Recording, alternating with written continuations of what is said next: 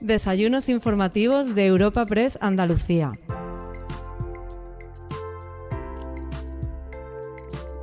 El cuarto desayuno informativo del ciclo Andalucía Vota, dedicado a las próximas elecciones andaluzas del 19 de junio, tiene como protagonista al candidato del Partido Popular y actual presidente de la Junta de Andalucía, Juanma Moreno.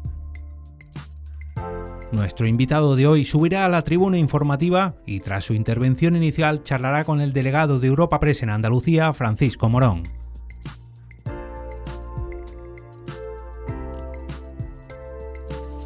Muy buenos días. Presidente de la Fundación Cajasol, Antonio, ¿dónde estáis? Te estaba buscando. Querido Antonio, muchas gracias por tu amable presentación en este importante foro del que luego hablaré.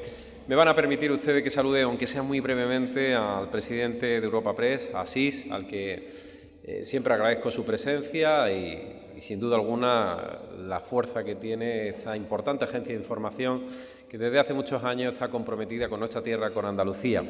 Y por supuesto también su compromiso, puesto que él también tiene raíces andaluzas con nuestra tierra.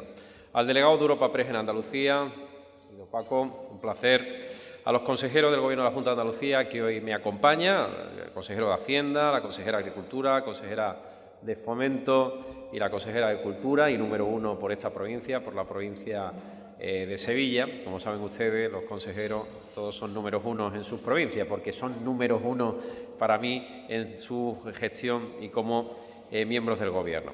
Saludar también a diputados, senadores, parlamentarios, alcaldes que están aquí presentes. Veo al alcalde de Córdoba, al que agradezco siempre su presencia, al alcalde de Algeciras, que también está con nosotros, al alcalde, por favor, de Carmona, una de las grandes ciudades que tenemos en Andalucía, y seguro que se me pierde algún otro alcalde más, pero los saludo desde aquí. A los concejales del Ayuntamiento de Sevilla, miembros del cuerpo consular, representantes de organizaciones consulares, y representantes también del cuerpo consular, de organizaciones empresariales, está CEA, está representantes de ATA. Saludar también a las organizaciones sindicales, nos acompaña tanto la secretaria general de la Unión General de Trabajadores, Carmen Castilla, como la secretaria general de Comisiones Obreras, Nuria López, a las que agradezco también su presencia en el día de hoy. Asaja, COJA, UPA también están entre nosotros. Directores de medios de comunicación, a los que saludo en esa mesa del fondo, que siempre os ubican al fondo, no sé por qué, alguna razón tendrá. Y representantes también de mi formación política del Partido Popular en Andalucía, que también hoy están con nosotros. Veo también a Teófila aquí de frente, presidente de la Autoridad Portuaria de Huelva. Bueno, están aquí todos puertos y muchas personas. Bueno, yo quiero empezar diciendo que es un placer, ¿no? No encuentro otra palabra más significativa que esa, ¿no? Un placer volver a estar en este foro, que siempre, bajo mi punto de vista, tiene el acierto de estar presente en lo que son las ocasiones importantes de Andalucía, y sin duda alguna esta es una de ellas. Unas elecciones autonómicas es una ocasión importante. Por tanto, agradezco a Europa Press Andalucía, a la Fundación Cajasol, que financia este tipo de foros, la organización de este ciclo electoral sobre la importancia de que los andaluces decidimos el próximo 19 de junio, justamente dentro de 19 días. Agradezco también la presencia de todos los que están hoy aquí, que estoy seguro de que comparten conmigo el afán de mejorar nuestra sociedad, la sociedad andaluza, en definitiva, de mejorar nuestra Andalucía. Y con este deseo colectivo de mejorar, de avanzar, de transformar, hace 4 años se abrió una nueva etapa para nuestra tierra, una nueva etapa para Andalucía. Una etapa, por cierto, en la que Sevilla, que es capital de nuestra comunidad autónoma, también ha experimentado, desde mi punto de vista, un cambio netamente positivo. Hace ya décadas que Sevilla dejó de ser una prioridad en materia de inversiones y de gestión de los anteriores gobiernos autonómicos. Yo reivindico el papel que le corresponde a Sevilla. El papel que le corresponde a Sevilla como una de las grandes ciudades españolas, como una de las grandes ciudades de Europa. Sevilla es más potente, más capaz y más protagonista de lo que sus infraestructuras, su movilidad o sus servicios mostraba cuando llegué al Gobierno de la Junta de Andalucía. En los últimos años nos hemos empeñado en rescatar proyectos paralizados y en impulsar nuevas iniciativas que sirvan de acicate para el despegue económico y social de la ciudad de Sevilla. ¿Cuánto tiempo llevaban atascados proyectos como la Ciudad de la Justicia?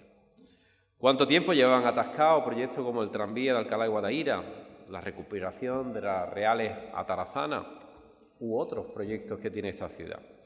Hoy son proyectos que están en marcha, proyectos que tienen plazos y que tienen presupuesto. La Ciudad de la Justicia se ubicará en el campus de Palmas Alta tras haber adquirido el complejo y tiene prevista una inversión de 78 millones de euros. Probablemente va a ser la Ciudad de la Justicia más moderna, no solo de Andalucía, sino del conjunto de España. Y es verdad, y desde aquí pido al Ayuntamiento de Sevilla que a lo largo de la próxima legislatura, lo que decidan los andaluces, evidentemente, el nuevo gobierno que salga de las urnas, que llegue a acuerdos con el Ayuntamiento de Sevilla, porque la normal queja de todos los trabajadores que ahora mismo hay allí en la actual Ciudad de la Justicia está muy a desmano, está más alejada. Por tanto, tenemos que hacer un esfuerzo en términos de transporte público y de movilidad para hacer, evidentemente, mucho más fácil esa gran Ciudad de la Justicia que, como digo, va a ser la más moderna de todas, prácticamente de toda España. También ha empezado la rehabilitación de las Reales a Tarazana como centro cultural tras 20 años. 20 años, se dice pronto, 20 años y varios proyectos fallidos. Y por fin, yo no estoy hablando de un anuncio, sino que ustedes pueden pasarse por allí y verán trabajadores, vendrán máquinas, se está haciendo ya, es una realidad. Se han iniciado las obras de la terminal del tranvía de Alcalá de Guadaira, como saben ustedes, robaron las vías, las vamos a volver a reponer, en fin. Y hemos recuperado el estadio de la Cartuja para acoger grandes eventos deportivos que atraen turismo y dejan, evidentemente, riqueza a la ciudad. Hemos sido sede de una Eurocopa, que después de una Olimpiada y un Mundial de Fútbol, el acontecimiento deportivo más importante. Hemos sido sede de 3 Copas del Rey, nos quedan 4 Copas del Rey, nos quedan 2 más por celebrar. Vamos a ser sede de un partido de la selección española y, en definitiva, vamos a tener múltiples conciertos. En definitiva, ese estadio ya figura entre los grandes nombres de referencia deportiva en el conjunto de nuestro país. Y eso también es un elemento de riqueza para nuestra ciudad. Pero Sevilla es mucho más que el turismo, y quiero decirlo aquí.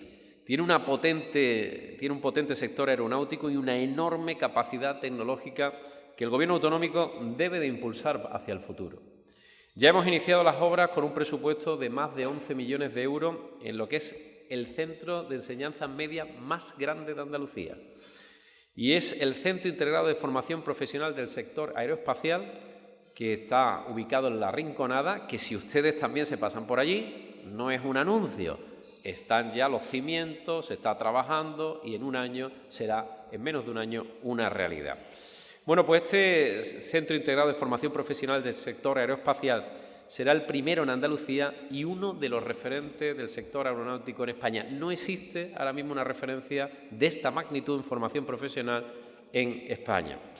Por otra parte, el Parque Científico y Tecnológico Cartuja se consolida con más de 530 empresas. Hay datos que muchos sevillanos no conocen. 530 empresas hay en ese importante campus y cerca de 28.000 trabajadores. Por tanto, apostar por la tecnología, tener 2 grandes polos tecnológicos, uno en la ciudad de Málaga, otro en la ciudad de Sevilla, sin duda alguna hacen que nuestra capacidad de desarrollo tecnológico, que es una de las grandes patas de nuestro desarrollo económico y social, siga produciendo. En definitiva, son apuestas de futuro para Sevilla como polo de atracción, tanto de inversión como de empleo cualificado, porque tenemos que ir también hacia ese empleo cualificado. Pero hay un enorme anhelo de la sociedad sevillana por un proyecto ineludible para su modernización. Sé que muchos de ustedes están esperando que hable de ello. Sería la ampliación del metro. Y miro aquí a José Luis Sanz, que como todos ustedes es nuestro candidato para las próximas elecciones municipales. Saludo también a Javier Arena, que lo acabo de ver ahora mismo aquí a mi derecha. La ampliación del metro. Tenemos un compromiso, y tengo que decirlo con estas palabras, incuestionable. Incuestionable.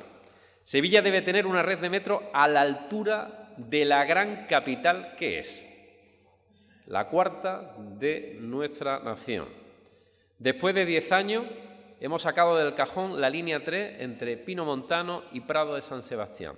Y nos hemos encontrado de nuevo con el titubeo del Gobierno del señor Sánchez sobre su aportación en la financiación. Pues bien, ya no hemos cansado que estemos jugando con un asunto tan importante como jugando al gato y al ratón. Y jugando al gato y al ratón con Sevilla y con los sevillanos. Y les anuncio que vamos a ejecutar la línea 3 del metro con presupuesto de la Junta de Andalucía, desde Pinomontano hasta Ronda Histórica La Macarena. Vamos a ejecutarlo.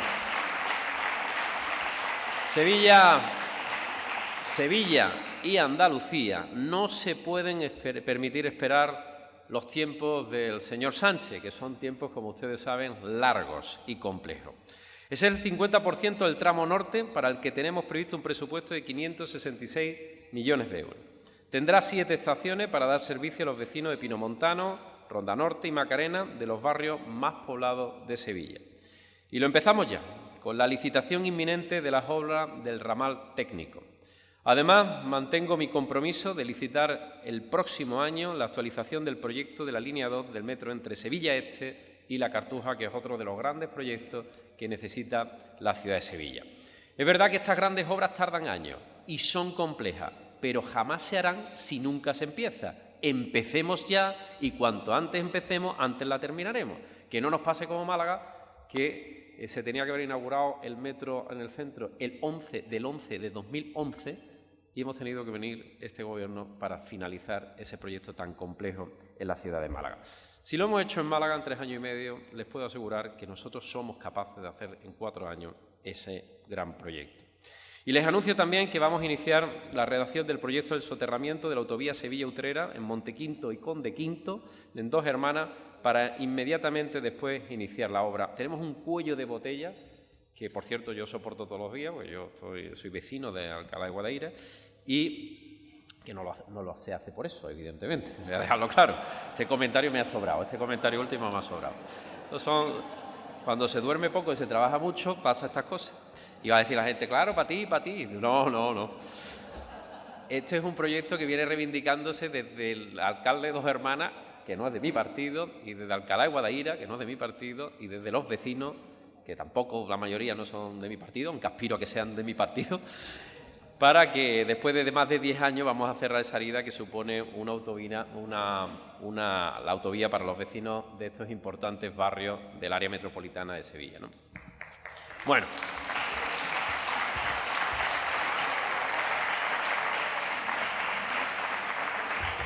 Como verán ustedes, la más entusiasta en ese aplauso ha sido la consejera de Fomento y el menos entusiasta el consejero de Hacienda. Le había ido ahí, yo que desde aquí los vi, uno estaba feliz y el consejero de Hacienda estaba ya haciendo cuentas. Dice, ¿esto cuánto me cuesta? ¿Esto cuánto va? ¿Cuánto ingreso tenemos? Bueno, creo que para Sevilla y para Andalucía se ha iniciado una nueva etapa y lo digo con mucha ilusión. No tenemos varitas mágicas, desgraciadamente, pero sí tenemos determinación, compromiso y equipo suficiente para poder hacer cosas. Un camino que debe continuar para avanzar hacia una Andalucía que aspiramos todos los que estamos aquí, independientemente de nuestra orientación ideológica, aspiramos a una Andalucía más moderna, con ambición de estar entre las regiones más prósperas de Europa, que es donde le corresponde estar a nuestra tierra. Y tenemos que hacerlo, además, hacerlo bien. Con humildad y sinceridad creo que hemos cumplido. Hoy Andalucía es distinta y yo personalmente pienso que hoy Andalucía es mejor que la Andalucía del año 2018. Tenemos bases más sólidas sobre las que crecer y progresar y les apunto 3 de estas bases. La primera, la economía. La economía se desenvuelve en un marco de mayor confianza y de mayor seguridad jurídica. Ambas cosas son fundamentales para el crecimiento económico.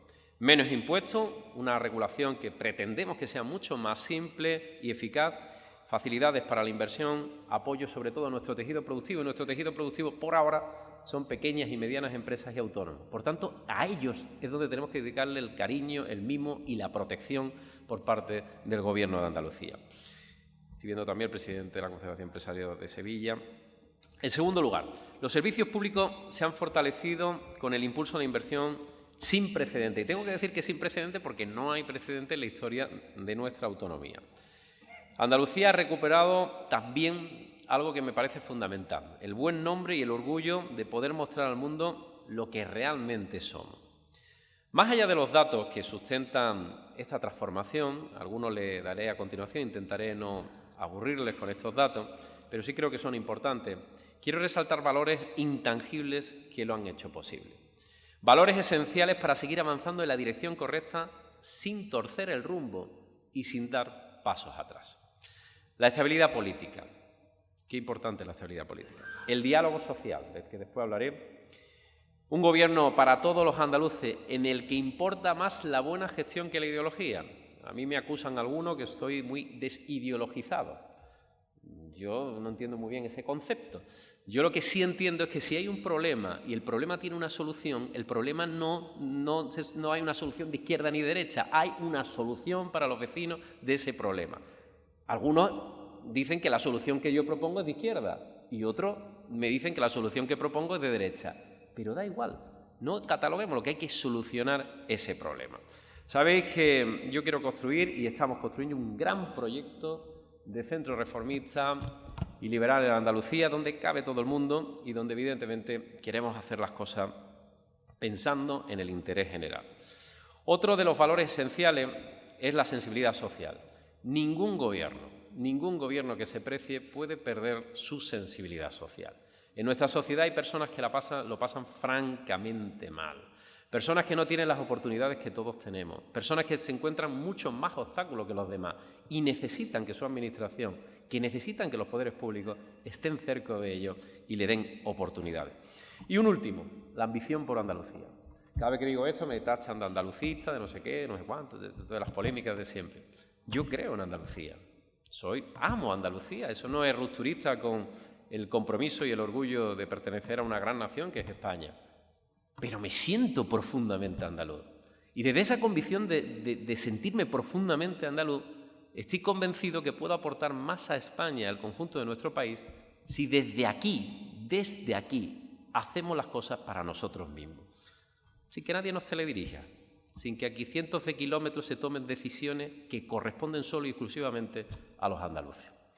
Bueno, la estabilidad se ha convertido en un valor en alza en estos tiempos de una enorme volatilidad política. Comprobamos a diario cómo los líos internos entre los socios del Gobierno de la Nación, esta mañana venía en el coche escuchando la radio, chiquillo, es que es verdad que es una noticia que dos ministros se pongan de acuerdo en este Gobierno, porque al final, cuando hay esa descoordinación, se lastra algo al progreso y la convivencia en nuestro país. Yo no quiero eso para Andalucía, lo digo ya. Yo no quiero coaliciones de lío, no. Yo no quiero eso. Andalucía necesita un gobierno sólido, un gobierno que sea viable. Y viable es que dos partidos se entiendan. Si dos partidos estamos en la antípoda, no hay posibilidad que nos podamos entender. Y con una mayoría amplia y centrado en lo importante que son los andaluces, que son las familias andaluzas. Hablaba también del diálogo. El diálogo es una de las grandes herramientas que puede tener y tiene la obligación de ejercer cualquier dirigente político. Y el diálogo social es una herramienta clave para la recuperación económica y social y para consolidar lo que tiene que ser nuestros servicios públicos esenciales. A lo largo de esta legislatura hemos escuchado a todos. A veces hemos llegado a acuerdos y a veces no hemos llegado a acuerdos. El dialogar no significa que uno cede, sino el dialogar significa que intentamos acercar posiciones y buscar un punto de encuentro entre ambos. Pero a veces, tristemente, no se consigue esos acuerdos. Pero yo tengo que decir hoy aquí que hemos mantenido una relación fluida y leal tanto con las organizaciones sindicales, en este caso la UGT, Comisiones Obreras y la CEA, la Confederación Empresarial de Andalucía. Un diálogo que hemos tenido también con otras organizaciones sindicales, pero preferentemente con estas aquí presentes en el día de hoy. Un diálogo que yo creo que en el que ha habido discrepancias, negarlo sería absurdo, ha habido discrepancia en algunos asuntos, pero en los asuntos importantes, en los asuntos clave, en los momentos difíciles, yo quiero hoy públicamente aquí reconocer la altura de mira que han tenido tanto la UGT como Comisiones Obreras como la CEA para llegar a acuerdos. ¿Y cuándo digo que son momentos importantes? Pues momentos importantes, por ejemplo, la pandemia, cuando se nos cae 2 dígitos la economía, cuando necesitamos llegar a acuerdos para ayudar al tejido productivo andaluz. Y por eso firmamos con UGT, Comisión y CEA el Acuerdo de Reactivación Económica y Social del 2020 y el Acuerdo de Medidas Extraordinarias para la Reactivación de 2021 con ayudas directas al tejido productivo andaluz de más de 732 millones de euros. Ese primer paquete de ayuda fue fundamental, fue esencial y se hizo, como digo, desde la altura de mira, desde saber estar en lo importante y yo quiero reconocerlo públicamente. Y desde luego mi Gobierno, ya lo anuncio, porque sé que esto en alguna otra fuerza política le puede extrañar, pero yo lo digo, Mientras yo sea presidente del Gobierno de Andalucía, aquí va a haber siempre las puertas abiertas al diálogo con todos y con todo y, por supuesto, al diálogo social, que considero absolutamente esencial como manera de marcar y de encauzar cualquier conflicto laboral que pueda haber en nuestra comunidad autónoma. Tengo que decir también que acordamos con CEA y ATA, el Consejo de Salud de Cámaras de Comercio, el Plan de Apoyo a Pymes Autónomos, con medidas también por valor de 667 millones. Hemos logrado también el acuerdo unánime de las organizaciones agrarias. Está aquí COAG, y están nuestros compañeros también de ASAJA, con los que tengo, bueno, de las tres importantes que están aquí con nosotros, a las que yo quiero agradecer, como siempre, su defensa del campo andaluz y tengo que decir, su seriedad y su madurez. Tenemos organizaciones agrarias muy maduras, muy sensatas, que saben lo que quieren y lo que no quieren. Y hicimos un acuerdo unánime en la organización agraria en defensa del campo andaluz, con una postura conjunta para reivindicar una PAC que tenía que ser justa para Andalucía. Conseguimos también el acuerdo con los sindicatos sobre la Ley de Función Pública en Andalucía y que aprobaremos con celeridad en la próxima legislatura. Bueno, si yo soy presidente, si no, ya el que venga ya sabrá lo que tendría que hacer, ya empezaréis a negociar con ellos. Hemos alcanzado también 5 acuerdos con los sindicatos educativos, lo que da muestra del esfuerzo conjunto por mejorar la educación.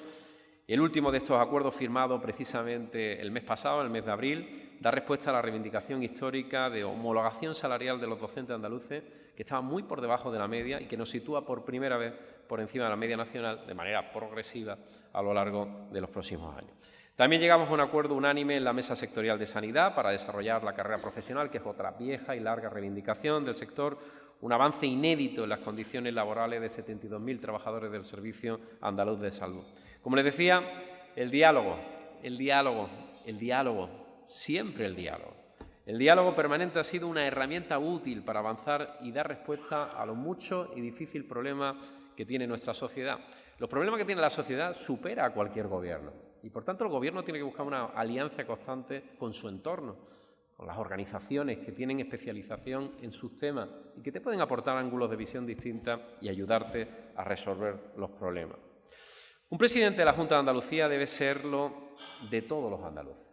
Esto es un concepto que parece muy obvio, pero que no siempre ha sido así. Los míos, los tuyos. ¿Qué es eso de los tuyos y los míos? Cuando tú eres presidente de todos. Y el que quiera entrar en un gobierno de Andalucía tiene que entender que el interés general de los andaluces está por encima del interés de su partido. Muy por encima del interés de la formación política a la que tú representas. El que no lo haga está equivocado y de luego no tiene cabida en el gobierno de Andalucía. Cuando afirmo que a Andalucía no le conviene volver atrás, no me refiero solo a datos económicos, fiscalidad, burocracia o eficiencia en la gestión. Me refiero también a la fractura social que provoca un discurso hostil contra quien piensa y vota diferente. No podemos dividir más la sociedad. ¿Por qué tiene que ser mi enemigo el que piensa de manera distinta a mí? ¿Por qué? Es complementario a mí. Y, por tanto, tenemos que actuar de manera tolerante, de manera abierta.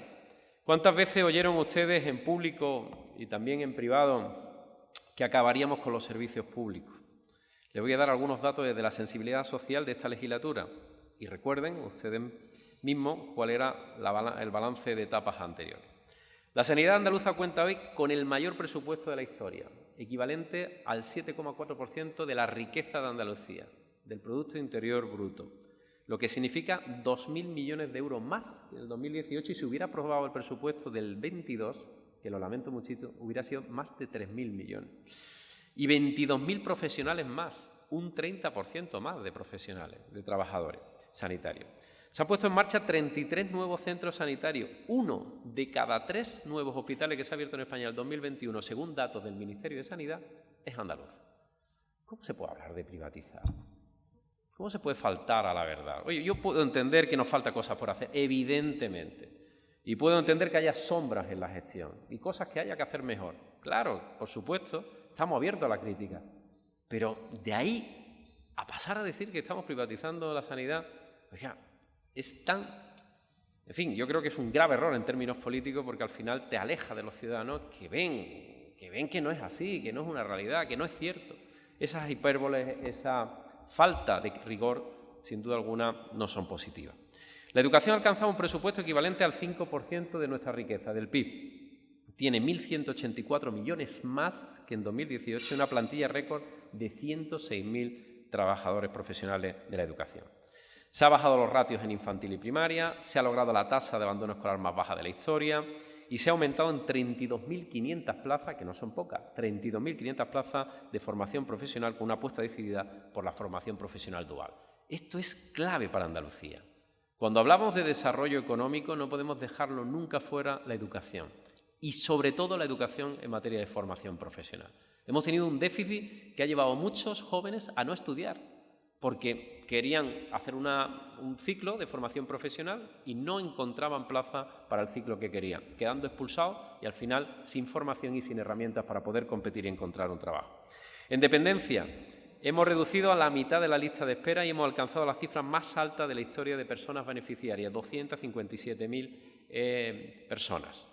Y también este Gobierno del Cambio, de PP y de Ciudadanos, que yo también se lo agradezco y les reconozco también su esfuerzo, hemos logrado el récord de 39.000 personas atendidas en centros residenciales y de día y hemos aprobado el primer plan estratégico de personas mayores.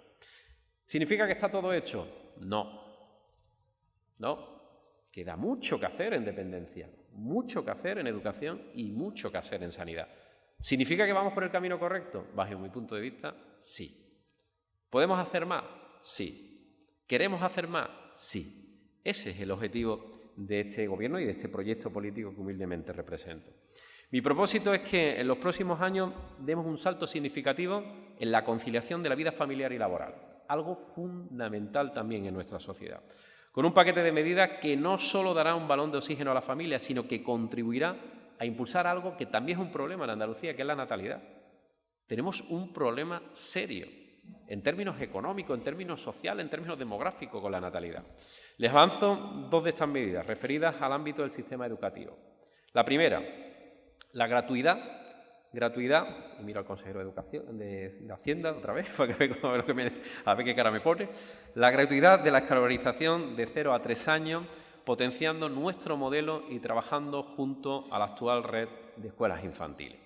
Hemos solicitado al Gobierno del señor Sánchez poder destinar los fondos Next Generation a bonificar las plazas ya existentes adaptándose a la realidad del modelo andaluz y crear nuevas plazas, evidentemente, únicamente en aquellos municipios donde actualmente existe demanda de nuevos servicios. Y, en segundo lugar, la oferta gratuita también de 2 actividades extraescolares en primaria y secundaria, estudio asistido y deporte libre. Las familias que lo deseen podrán recoger a sus hijos en primaria y secundaria a las 5 de la tarde. Y eso es apostar por la conciliación de la vida laboral y familiar. Esos niños habrán aprovechado hasta esa hora para estudiar, para hacer deberes o hacer prácticas deportivas, que también es algo importante. Quitando a esos niños de muchas horas de pantallita y también haciendo una actividad saludable, que como sabéis también tenemos otro problema importante en materia infantil con la obesidad. Y facilitando la conciliación con sus padres. Y lo haremos dando una primera experiencia laboral a profesores y maestros que están en la bolsa de trabajo. De manera que también vamos a aprovechar para incorporarlo para que puedan tener esa primera experiencia laboral. Queda mucho por avanzar. No olvidemos que la mayor parte de la legislatura la hemos vivido en una pandemia, que ha tensionado los servicios públicos como nunca antes en la historia de Andalucía había ocurrido. El Hospital Militar de Sevilla ha sido el estandarte de la lucha contra el COVID-19. Yo todos los días recibo todavía cartas de personas que han pasado por ese hospital y muchos de ellos me dan las gracias, lo cual, en fin, no es razonable, ¿no? Porque quien le tiene que dar las gracias es a los trabajadores y profesionales sanitarios que lo han atendido. Pero da las gracias porque muchos de ellos lo han pasado francamente mal, han estado en circunstancias muy adversas y han hablado de las maravillas que el COVID, que ese hospital supuso en materia de infraestructura en ese momento. Una infraestructura que, como saben ustedes, estaba abandonada y saqueada durante 20 años. No un año ni dos, 20 años. Y que en tiempo récord se convirtió en un centro de emergencia. Hoy, con una inversión de 72 millones, es ya un hospital de vanguardia. Además de una unidad que no existía en Andalucía, una unidad de lesionados medulares, que ya era hora que en Andalucía también tuviéramos una unidad de lesionados medulares y no tuvieran que estar yendo a otras comunidades autónomas. Tendrá 320 camas y 17 quirófanos, por cierto, los más modernos que hay en España, certificados actualmente. Vendrá dentro de 2 meses, a lo mejor hay otro hospital que lo tiene. Ahora mismo, los más modernos de España. Como saben, este no ha sido el único hospital recuperado para Sevilla. Están en marcha las obras. Siempre hablo de proyectos reales. Yo nunca hablo de anuncios, salvo los anuncios a futuro. Está con una inversión de 7.300.000, ahora mismo está en obra, se pueden pasar usted por allí, y en menos de un año entrará en servicio como centro de mujer dependiente del Hospital Virgen Macarena. Una vez superada la fase más crítica de la pandemia, hemos iniciado el reto de mejorar la atención primaria y hoy contamos con 700 millones de euros más y 6.000 trabajadores más que en 2018. Como saben, y lo saben sobradamente, la crisis sanitaria trajo aparejada una brutal crisis económica y social. Andalucía ha tenido que enfrentar un doble reto. De un lado, levantar la actividad económica, que había quedado muy tocada, que se había parado, poniendo en riesgo miles de negocios y empleo. Y solo a modo de ejemplo, se aprobaron incentivos al mantenimiento de empleo de empresas en ERTE por valor de 252 millones de euros que beneficiaron a más de 55.000 empresas y más de 176.000 trabajadores. Paralelamente asumimos el desafío de transformar lo que tiene que ser nuestro modelo económico en un ambicioso programa de reforma, que ha sido la llave, si me lo permiten ustedes, la llave de la confianza para una economía que tiene que ser más atractiva y que tiene que ser también más competitiva. El camino de reforma no debe tener marcha atrás, porque Andalucía se ha demostrado que estas reformas son útiles y además que da resultados. Voy a dar unos cuantos datos y con esto acabo. Andalucía crece por encima de la media nacional. El último dato, un 6,8, el primer trimestre, 4 décimas más que la media española. Hay 250.100 personas ocupadas más que hace 4 años y la tasa de paro se sitúa por debajo del 20% por primera vez en los últimos 14 años. Un dato importante, el 63,5% de empleo creado en Andalucía en el último año es femenino. 17 puntos por encima de la media nacional. Lo cual nos queda mucho por hacer en esta materia, pero sin duda alguna es un salto cuantitativo y cualitativo en ese gap, en ese enorme déficit que hay entre empleabilidad femenina y masculina, ¿no? Durante toda la legislatura, Sevilla ha sumado 7.620 nuevos autónomos y Andalucía cerró el último año con un récord histórico de exportaciones de casi 35.000 millones de euros que demuestra la enorme, lo externalizada que está y lo abierta que están nuestras empresas y nuestra economía. La inversión extranjera registra el mejor dato de los últimos 12 años y hoy tenemos 10.400 empresas más que hace un año. 10.400 empresas más que hace un año. Solo en el año 21, Andalucía constituyó más empresas netas que Cataluña, que es un dato que jamás habíamos conseguido. En el último año se han creado casi 2.000 empresas en la provincia de Sevilla, lo cual es un dato muy positivo. La exposición de estos datos no es ni mucho menos ni autocomplacencia ni triunfalismo, pero creo, sinceramente, que vamos por el buen camino. Y el último comentario, los dos últimos comentarios, uno sobre fiscalidad y otro sobre agua. Bueno, la reforma fiscal, hay evidentemente opiniones diversas, ¿no? Pero nuestra experiencia, la experiencia del modelo andaluz, es netamente positiva. ¿Por qué digo que es netamente positiva?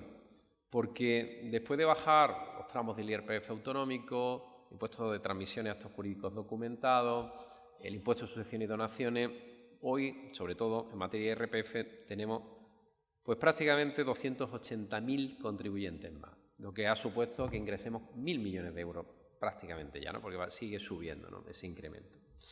Eso significa que Andalucía es más atractiva fiscalmente y por eso también hemos crecido demográficamente. Hemos pasado de perder 1.000, 2.000 habitantes al año a tener 80.000 habitantes más. Personas que ven una oportunidad en Andalucía. ¿Es necesario parar esto? ¿Queremos retroceder? ¿Queremos volver a poner el impuesto de sucesión y donaciones, que se ha demostrado que es una herramienta útil, sensata y que fiscalmente es un impuesto injusto? Es injusto para las clases medias y trabajadoras, como hemos podido ver. Yo creo que no. Por eso no entiendo que se quieran subir impuestos precisamente cuando las familias y las empresas se enfrentan a otro gran golpe, como hemos visto en el día de ayer, con precios otra vez desbocados en el conjunto de España sin reacción por parte del Gobierno de Sánchez. Y además vamos a ir corrigiendo la tarifa del IRPF, lo que significa lo que en términos económicos se conoce como deflactar. De forma que la subida de los salarios por la inflación no supongan tener que pagar más por pasar a otro tramo del IRPF.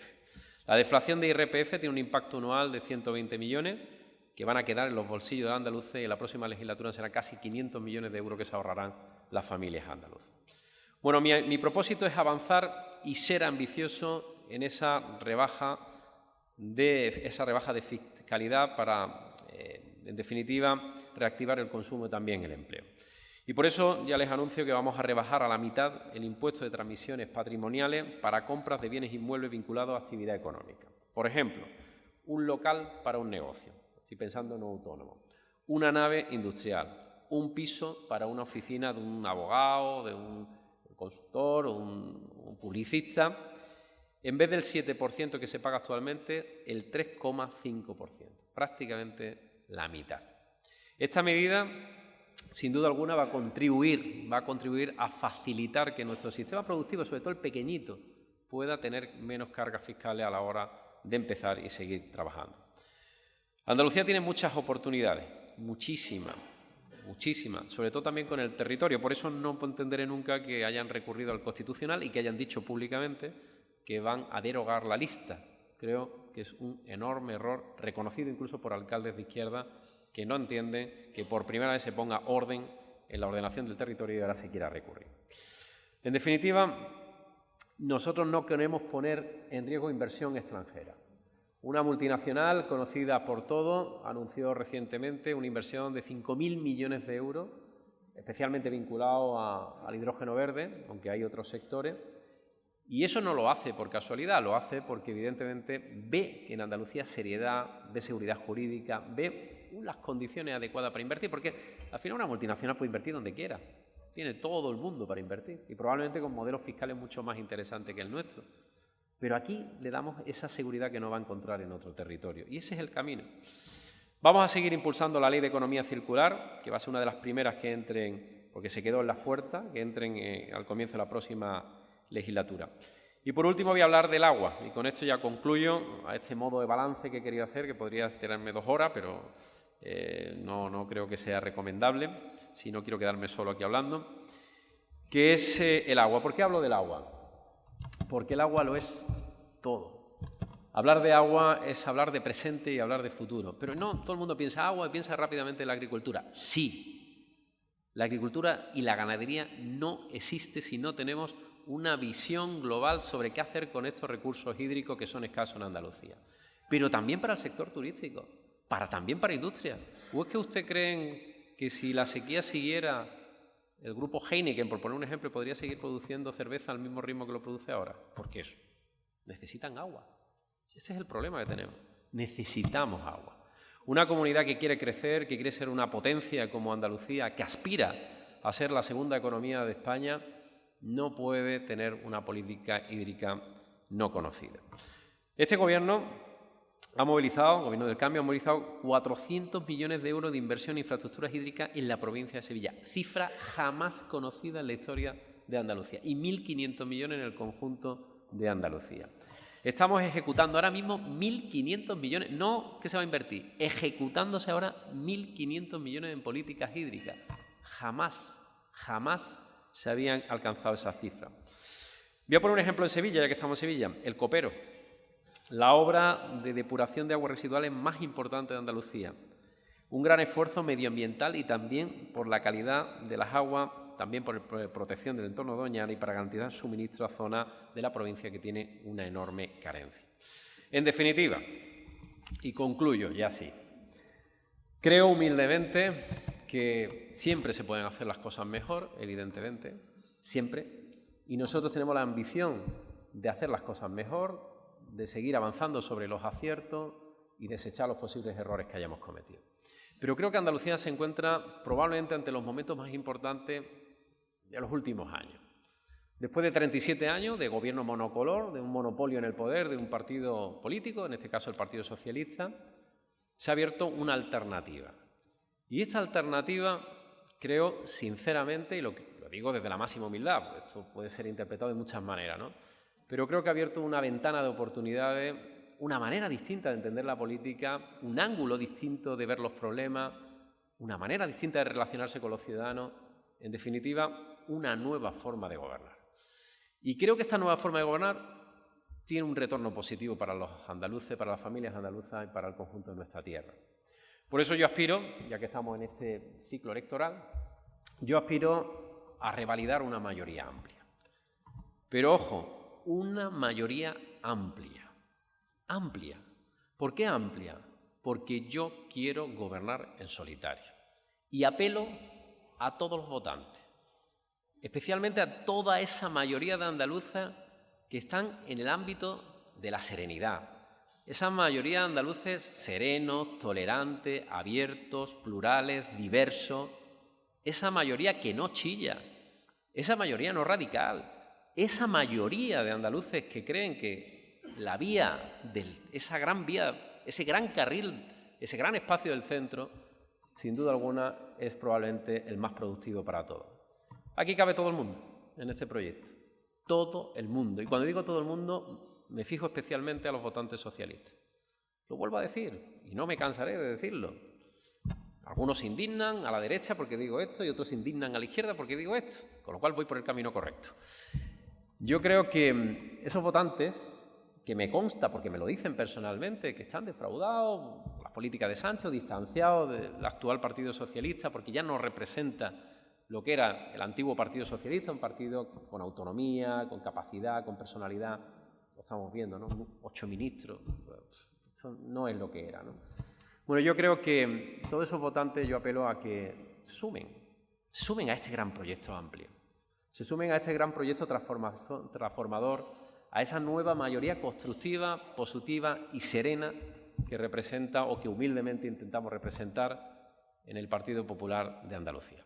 Así que ese es mi objetivo, como me vas a preguntar 200 veces, ya te lo adelanto, ese es mi objetivo y desde luego voy a trabajar todos los días hasta el 19 para conseguir la mayoría más amplia posible que me permita gobernar en solitario, tomar decisiones en solitario en beneficio de todos y cada uno de los andaluces. Muchas gracias.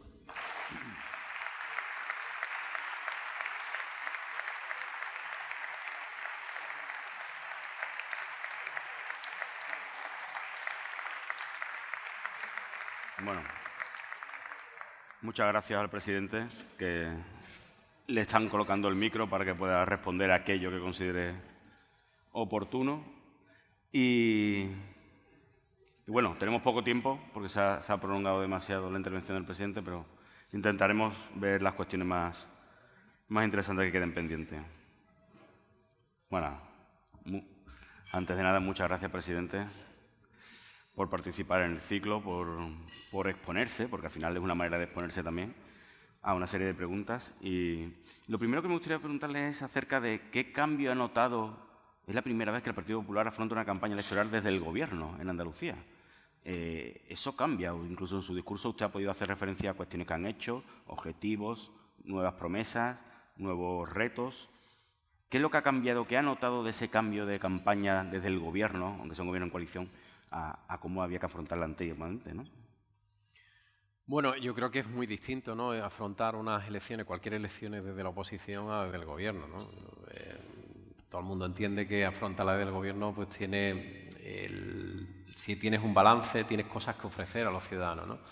La diferencia más grande es que antes había una parte de los ciudadanos de Andalucía que no nos creían, que nos tenían miedo, que pensaban que después de tantas veces decir por parte del Partido Socialista que cuando llegara un gobierno diferente a ellos, pues íbamos prácticamente a eliminar los servicios públicos esenciales, donde íbamos a limitar la educación, la sanidad, los servicios sociales.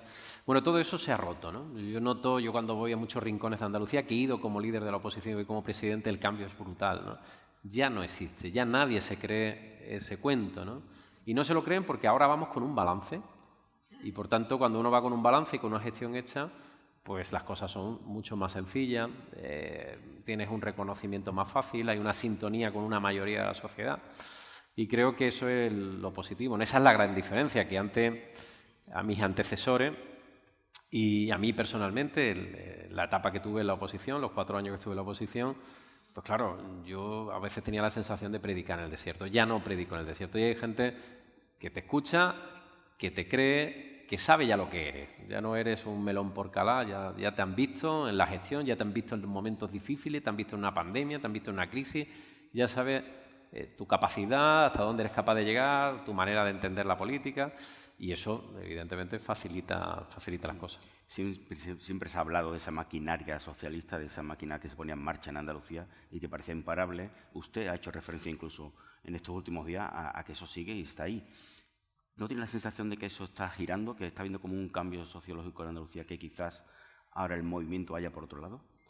Bueno, es normal. La sociedad, piensen ustedes que durante casi 40 años, que 40 años son muchos años, Piensen que hay personas que tienen mi edad, que hasta que yo he sido presidente no ha conocido, y yo tengo 52 años, a pesar de mi exuberante presencia juvenil, ¿no? Y de, en fin, de lo que proyecto, ¿no? Pero estoy madurito ya. 52 años y yo no he conocido otra opción que no fuera esa. ¿Qué significa eso? Que al final cuando los ciudadanos perciben una alternativa, y una alternativa que es esperanzadora, ilusionante, serena, viable, pues al final se quedan tranquilos. Y entonces no es que viren, no es que una persona era de izquierda y ahora se ha vuelto de derecha, no. Sino simplemente había una tendencia a un voto y se han dado cuenta que no pasa nada por no votar al Partido Socialista, sino todo lo contrario, incluso que las cosas pueden ir mejor no votando al Partido Socialista en Andalucía. Que esto no es monopolio de nadie, ni es del PSOE, ni va a ser del PP. Lo bueno de esta transición, de esta parte que era fundamental en Andalucía, la única comunidad autónoma en España que no había tenido alternancia en el poder, lo bueno es que hemos consolidado los valores democráticos de la alternancia. Y eso es lo que ha producido que ahora mismo haya una parte importante, que yo lo vivo todos los días. A mí me llega mucha gente diciéndome, yo he votado al PSOE, o yo soy socialista, o yo soy no sé qué. Y me lo dicen a la cara y te voy a votar en esta. Y yo siempre ya curiosidad social y le pregunto, ¿y por qué? ¿Por qué me das confianza? ¿Qué significa eso? Porque ha cambiado. La realidad sociológica de Andalucía ya no va a volver a ser la que piensan algunos que creen que todavía es. Y ese es el gran error. El gran error es decir, están privatizando la sanidad. Ese discurso hace 5 años podría funcionar. Ya no funciona. Y tienen que cambiar, tienen que buscar otras propuestas, tienen que reinventarse, ¿no? Y mientras no lo hagan, creo que van a errar el tiro y les va a dificultar sus opciones de ser una mayoría en Andalucía.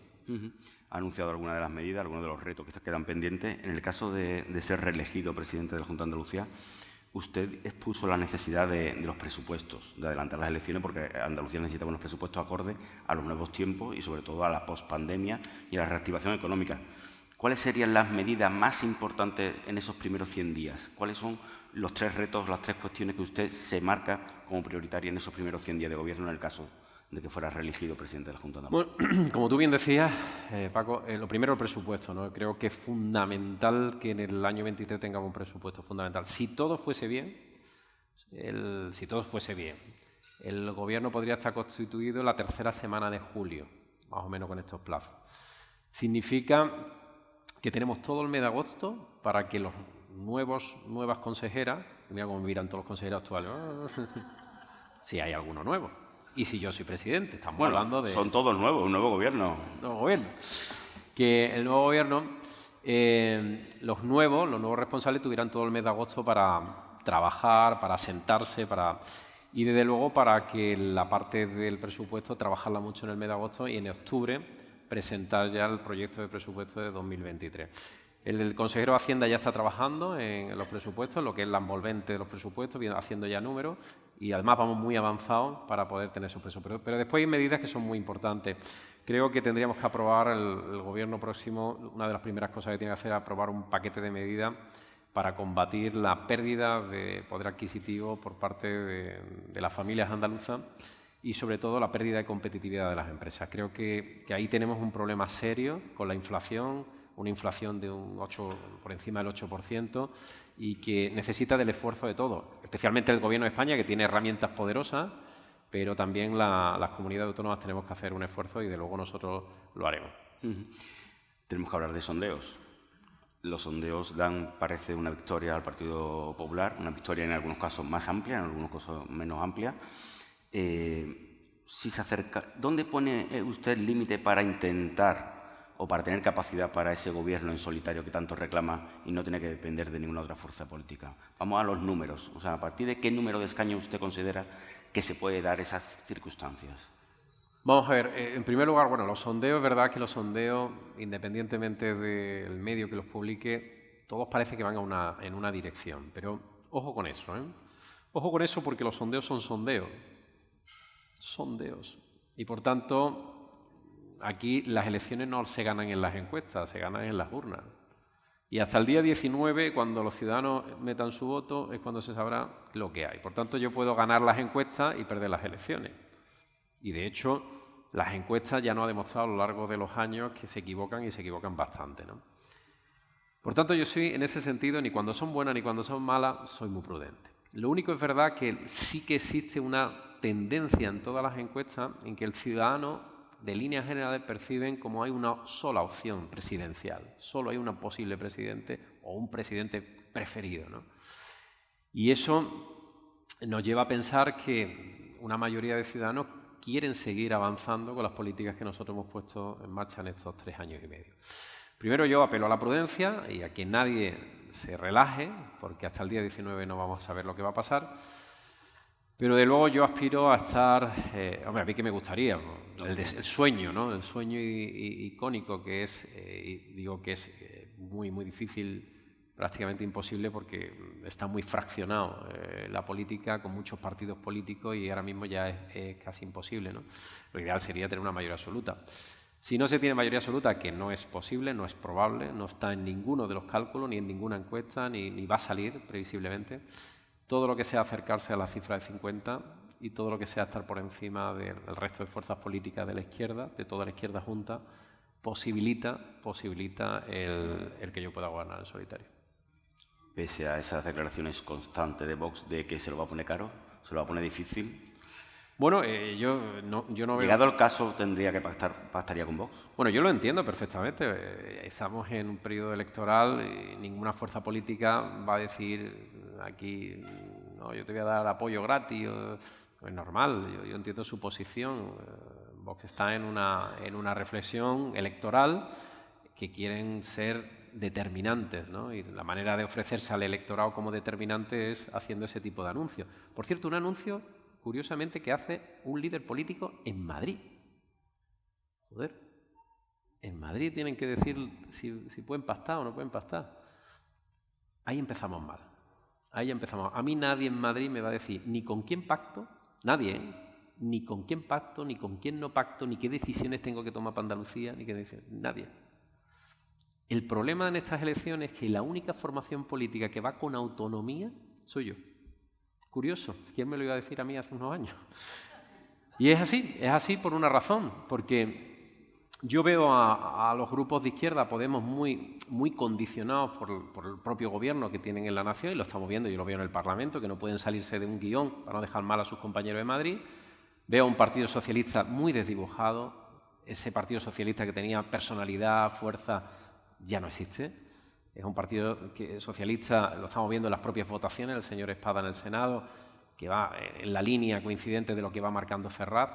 Antes Andalucía le marcaba el paso a Ferraz, ahora Ferraz le marca el paso clarísimamente a Andalucía. Vox,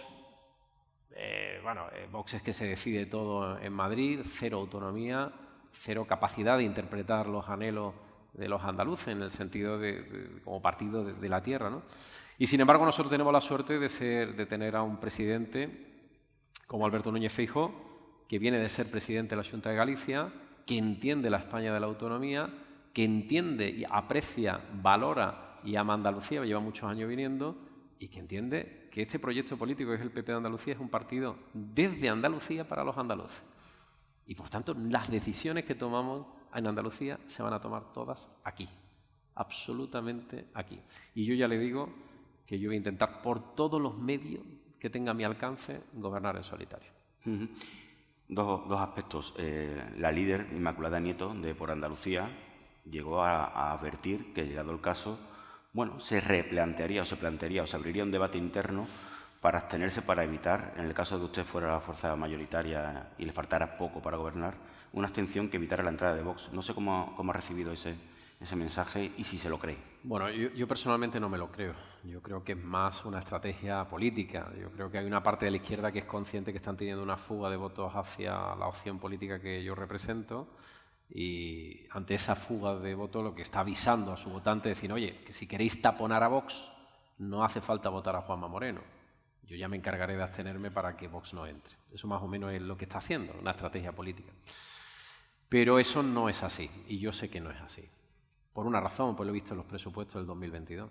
Los presupuestos del 2022 eran unos presupuestos desideologizados, hasta tal punto que nos pidieron que no pusiéramos nada de bajada de impuestos, lo quitamos.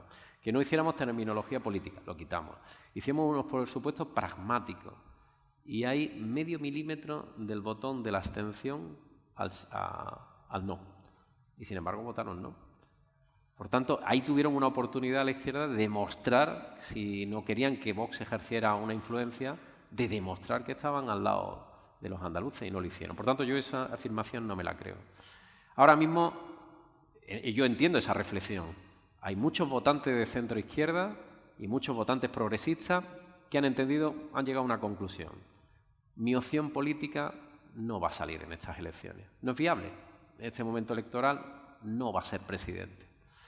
Si no va a ser presidente, solo hay una opción. Juanma va a ser presidente. Puede ser solo o acompañado.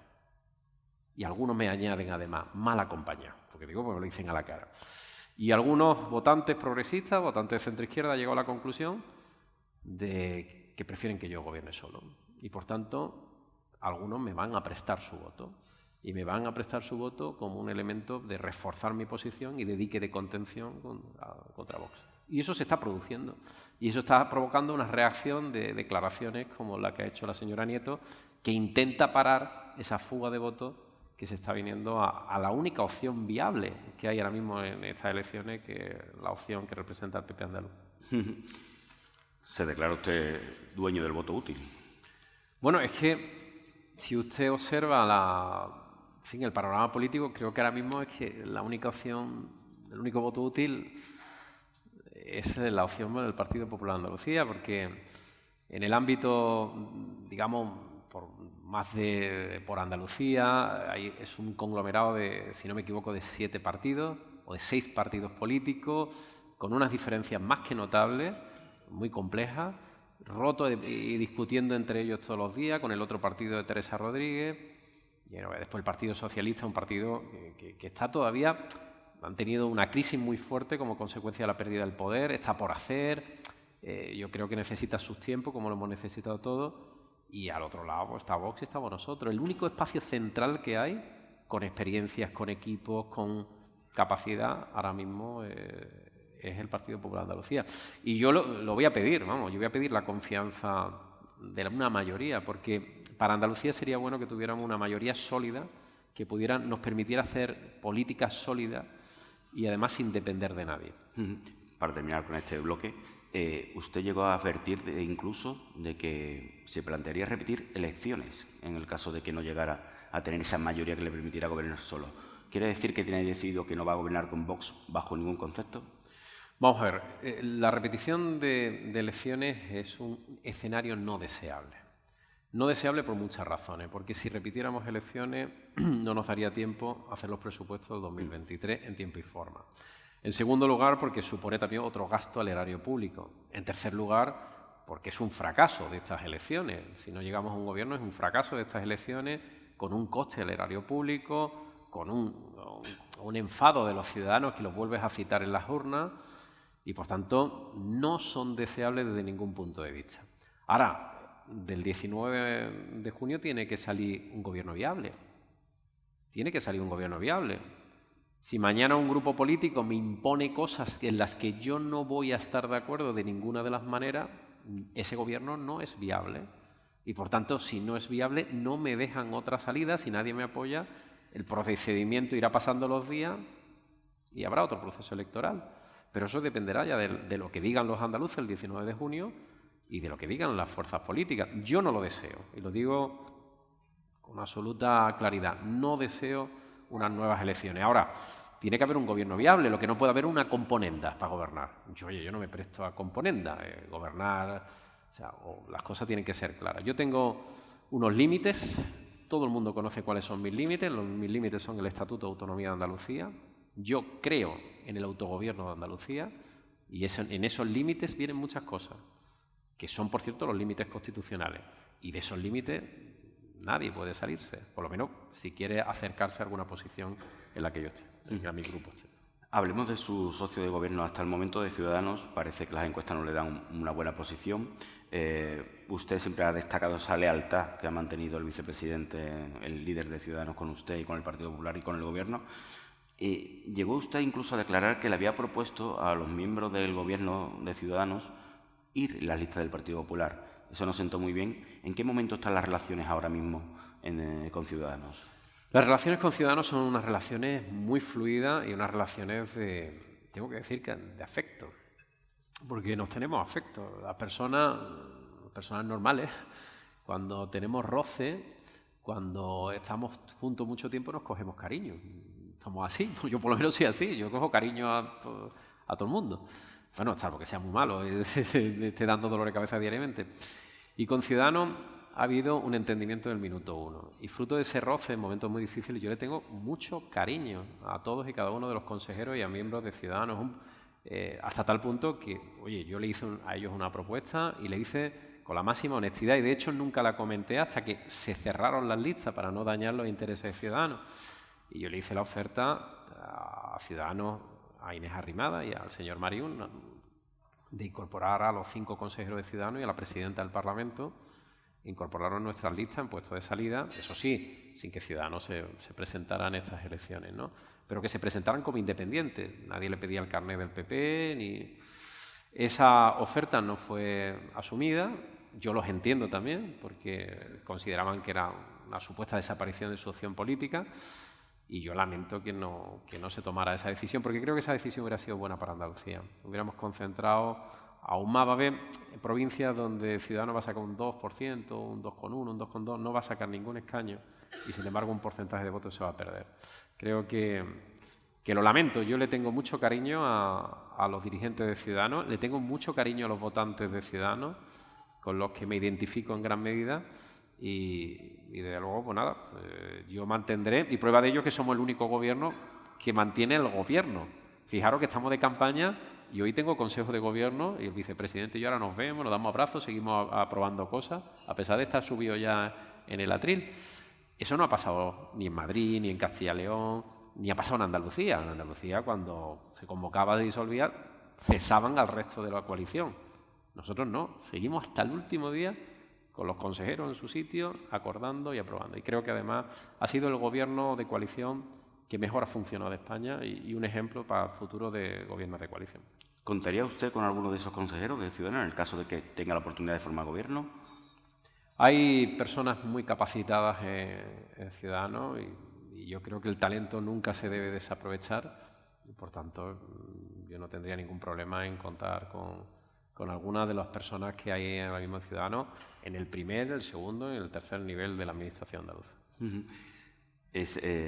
Sería una legislatura importante, basada en lo económico. ¿Cree usted que quizás sería necesario una vicepresidencia económica, darle ese impulso que necesita la economía en Andalucía? Ya en su momento tuvimos una vicepresidencia económica. ¿Y cree que puede ser el momento de recuperar ese poner la economía en el primer nivel? Bueno, es evidente que la economía lo marca todo, ¿no? Lo estamos viendo en estos días, ¿no? Las políticas económicas marcan el progreso de una sociedad y, por tanto, tienen que estar en la primera línea de decisión y en la primera línea de la agenda institucional. No es desechable una vicepresidencia económica, no es descartable ni mucho menos, pero yo soy en ese sentido muy prudente. Yo hasta que no llego al río no cruzo el puente. Así que vamos a ser prudentes porque yo no he ganado ninguna elecciones. A día de hoy quedan 19 días. Y, por tanto, no sé si los andaluces me darán su confianza como para poder formar gobierno. No quiero ni crear expectativas en personas, ni creármelas yo mismo, ¿no? Yo tengo que, en ese sentido, ser frío y el 19 de junio a las 10:30, 11 de la noche tengo que estar mentalmente preparado para irme del gobierno y hacer una transición ejemplar o para seguir en el gobierno y seguir trabajando con la experiencia que ya he acumulado, un gobierno que probablemente con más fortaleza y más eficaz todavía, si cabe. Dos cuestiones últimas y acabamos. Por un lado, unas elecciones en las que está habiendo un desembarco por parte del Gobierno central. algunas fuerzas políticas, como usted ha dicho, está refiriéndose mucho al debate nacional, en el que sitúan estas elecciones como muy importantes de cara al tema nacional o a las próximas elecciones generales. ¿Usted tiene la sensación de que la llegada del gobierno de Pedro Sánchez a Andalucía suma, resta o no al Partido Socialista? Y usted incluso ha hecho una campaña muy desmarcada de sus líderes o compañeros nacionales, ¿no? Incluso los varones están en actos de independientes y usted ni los acompaña. Cada uno hace su acto correspondiente y solamente ha coincidido con el líder del partido, ¿no? ¿Cree que estamos ante una campaña, unos nacional y otra andaluza? Bueno, es evidente que al Partido Socialista no le interesa hablar de Andalucía. Eso es evidente. No le interesa hablar de Andalucía por una razón, porque si hablamos de Andalucía hacemos balance de gestión. Y si hacemos balance de gestión con datos oficiales, ese debate está perdido. Está perdido y lo saben. Y lo saben perfectamente. Por tanto, el debate que ellos quieren llevarnos es un debate de política nacional, un debate de cortinas de humo, de hablar de todo menos hablar de Andalucía y de los andaluces. Y yo estoy en contra de eso. Yo quiero hablar de Andalucía y de los andaluces. Y me voy a tirar los 19 días que resta hablando de Andalucía y los andaluces. Por eso esta es una campaña que es una campaña en Andalucía. Aquí no estamos jugando el futuro de nuestra sanidad, el futuro de nuestra educación, el futuro de nuestros servicios sociales, el futuro de nuestra agricultura, el futuro de nuestras políticas hídricas. Eso es lo que nos estamos jugando hoy aquí. No si Sánchez sigue o no sigue. Eso ya llegará a una legislativa. Ahora lo que nos estamos jugando es Andalucía. Y, por tanto, yo lo que apelo es que hagamos un debate de Andalucía. El señor Espada considera que, o mejor dicho, el señor Sánchez considera que tiene que cobijar al señor Espada, que tiene que proteger, que tutelar al señor Espada, y por eso pues tenemos una romería de ministros aquí, de turismo electoral por Andalucía. Todos los días ministros que no han venido en estos 3 años y medio, que ahora vienen en campaña, bienvenidos sean, pero que nos traigan propuestas, iniciativas y recursos, que es lo que deseamos. Pero luego yo voy a hacer una campaña en clave andaluza, los demás que hagan lo que quieran, pero se parece mucho la campaña que quieren hacer algunas formaciones políticas que supuestamente son antagónicas, ¿no? Pero bueno. Hoy el Consejo de Gobierno ha aprobado un plan de empleo para Andalucía, 50 millones de euros. No sé, qué casualidad. Bueno, curiosamente, en campaña electoral aprueban el plan de empleo. Bienvenido sea. Ojalá, si sirve estos días para que aprueben muchas cosas y que sean para Andalucía, bienvenida sea. Ahora yo quiero decir una cosa, 50 millones de euros para una comunidad de 8,5 millones de habitantes, yo le pediría, más que el plan de empleo, que arreglen la financiación. Cada 14 días nos cuesta 100 millones de euros la financiación autonómica en Andalucía. Cada 2 semanas, 100 millones de euros. Significa al año, fíjate, más de 1.000 millones. Significa que hemos perdido, en términos de financiación, todo el presupuesto del Servicio Andaluz de Salud en un año. 13.000 millones de euros. Y curiosamente hemos pedido algo que es muy sensato. Yo entiendo que ahora aprobar un modelo de financiación autonómica es muy difícil. Tal como está el patio, lo revuelto que está todo, muy complicado. Pero la Comunidad Valenciana, gobernada por los socialistas, y nosotros pedimos algo que es sensato. Oiga, hagamos un fondo de compensación, de nivelación, que mientras se os arregla, compense a Andalucía por la pérdida de financiación autonómica. ¿Saben ustedes lo que votó el señor Espada en el Senado? Que no al fondo de compensación. Que no. Yo eso no lo hubiera hecho en la vida.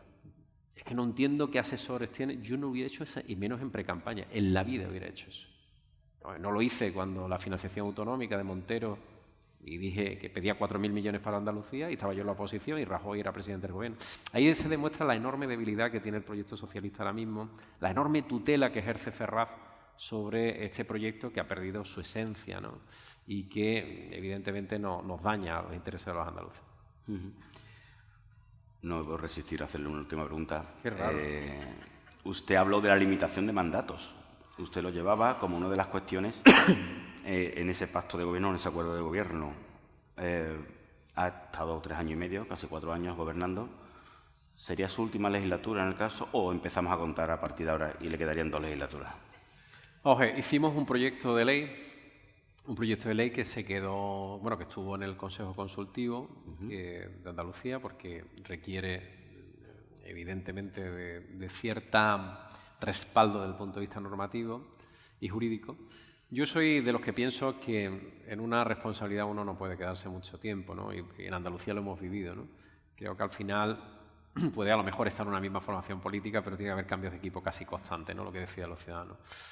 De luego, a mí me gustaría hacer otras cosas. Yo ya sí te anticipo, Paco, que creo que los años pasan muy rápido, la vida pasa muy rápida y, como decía antes, yo ya estoy madurito.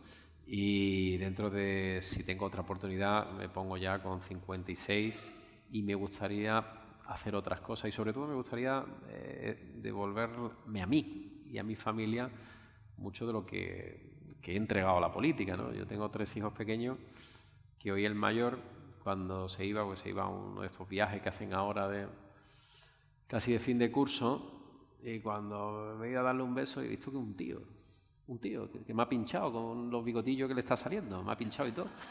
Y claro, yo venía en el coche y digo, joder, ¿qué ha pasado? Que yo me he perdido, que yo me acuerdo que era chiquitito, lo cogía, y se ha hecho, en fin, un adolescente, ¿no? Entonces, hay muchas cosas que he perdido, o sea, que he dejado de poder disfrutar, y de incluso, ¿no? Para mí, hobbies, experiencias personales, viajes, amigos.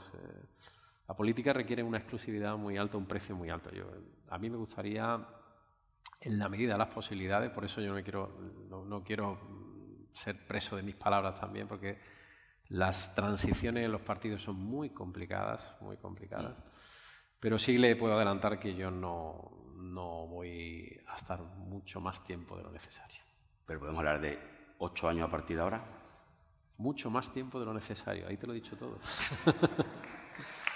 Bueno, pues nada, muchísimas gracias. Muchas gracias de verdad por venir, por participar.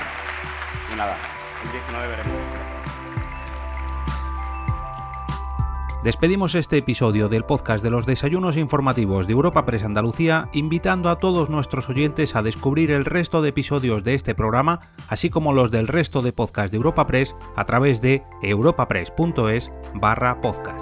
Recuerda que todos ellos están disponibles en las principales plataformas de podcasting.